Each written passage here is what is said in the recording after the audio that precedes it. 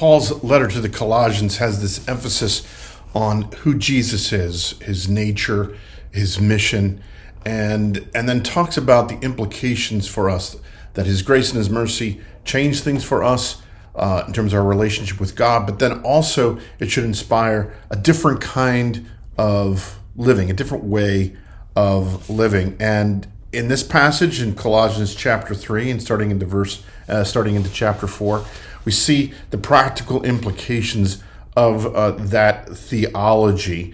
He starts talking about the family, marriage, children, the business of the household. And in the process, we stumble over a verse that's very controversial in our modern times, talking about the way husbands and wives should relate to one another. And some people might say, why don't you just skip over this passage? It's just too distracting. But it's my hope that we can see past the modern tensions between men and women, in marriage in particular, to how grace should move us beyond the power game in our relationships with husbands and wives, with parents and children, with employers and employees. So let me read from Colossians chapter 3, beginning in verse 18. Wives, submit to your husbands as is fitting to the Lord. Husbands, love your wives. Do not be harsh with them. Children, obey your parents in everything, for this pleases the Lord. Fathers, do not provoke your children, lest they become discouraged. Bondservants, obey in everything those who are your earthly masters, not by way of eye service as people pleasers, but with sincerity of heart, fearing the Lord. Whatever you do, work heartily as for the Lord and not for men. We read these passages and we hear what we interpret immediately as oppressive power structures between men and women, between masters and slaves, and we certainly could spend a lot of time talking about modern day slavery. Paul is not justifying a particularly oppressive structure, but what he is trying to say here is that the world plays one game, but we need to play another. And that's one reason we don't hear what he's saying, because we keep playing this other game about winners and losers, who's in charge and who is not. There's this book by Alec Berenson. It's called The Night Ranger. And in this book, there's a small group of American volunteer workers who've gone to Kenya to do relief work with refugees from Somalia. And among them is a college student. Her name is Gwen Murphy, and Gwen and her co-workers, they're well-intentioned. But as she gets into this work, she realizes quickly that she's in a world that she doesn't understand. And it's compounded after she and her friends are kidnapped by Somali bandits. And in captivity, she comes to the conclusion that she was playing at a naive adventure of do-goodism, while the refugees were playing for survival in a brutal world. The character John Wells is a CIA agent tasked with finding the volunteers' comments about this. They weren't playing the same game.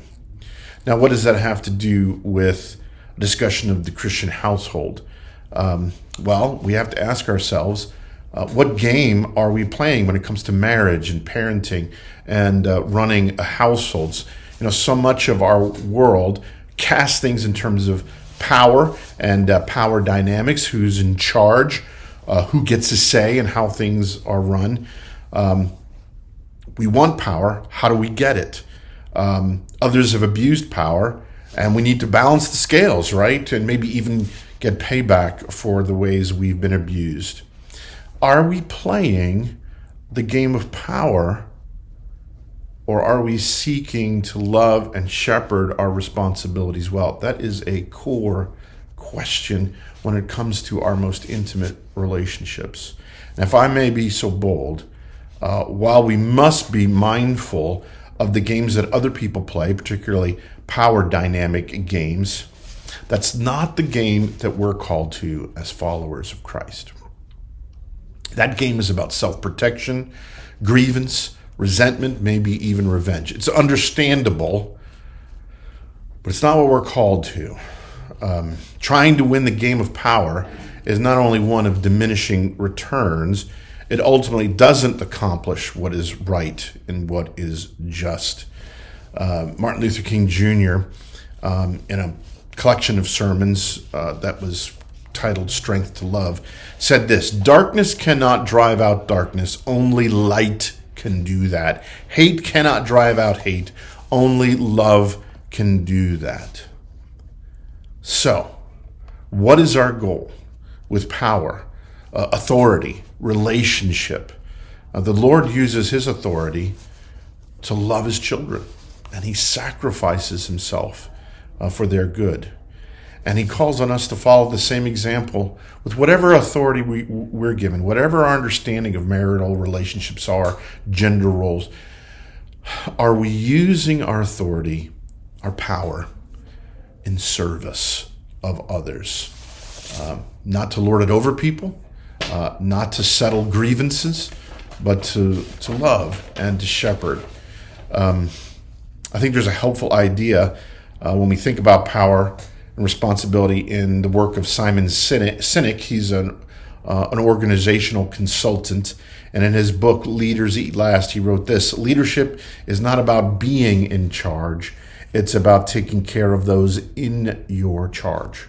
Authority, power is not given by God to do with as we please. We have God-given responsibilities, and we have God-given authority corresponding to that responsibility. Responsibility as it relates to us, our roles as husbands, as wives, as parents, children, as employers, as employees. We have those responsibilities. There's a corresponding authority to carry out those responsibilities, but we're supposed to do it in love, shepherding.